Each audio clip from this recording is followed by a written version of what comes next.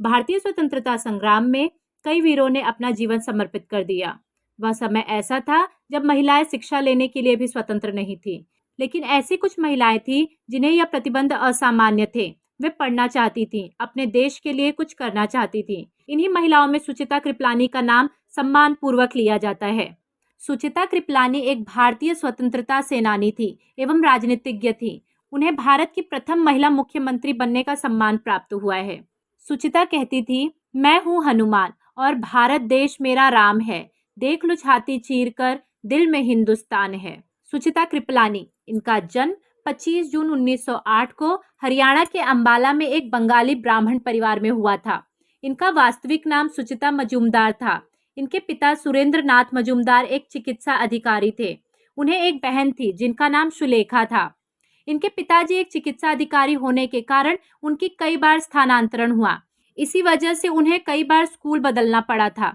उन्होंने अपनी अंतिम degree Saint Stephen college Delhi से इतिहास विषय में हासिल की थी। शिक्षा पूर्ण होने के बाद उन्होंने बनारस हिंदू यूनिवर्सिटी में अध्यापिका के रूप में कार्य किया। इस दौरान 1936 में उनका विवाह जेबी कृपलानी से हुआ।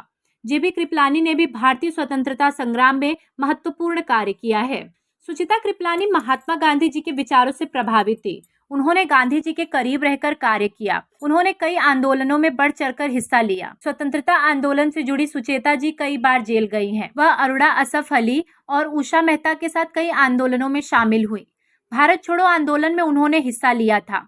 उत्तर प्रदेश के मुख्यमंत्री के तौर पर उन्होंने हड़ताली कर्मचारियों को मजबूत इच्छा शक्ति के साथ हड़ताल वापस लेने पर मजबूर किया।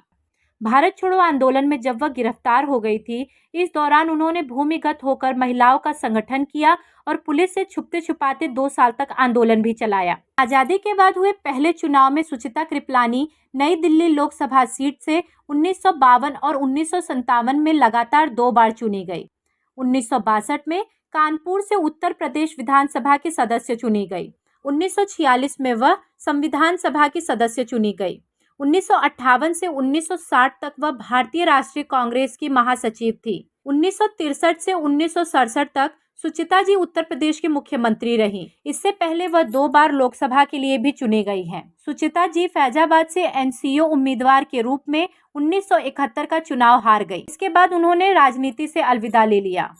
उनका निधन 1 दिसंबर 1974 को 70 साल की आयु में नई दिल्ली में हुआ।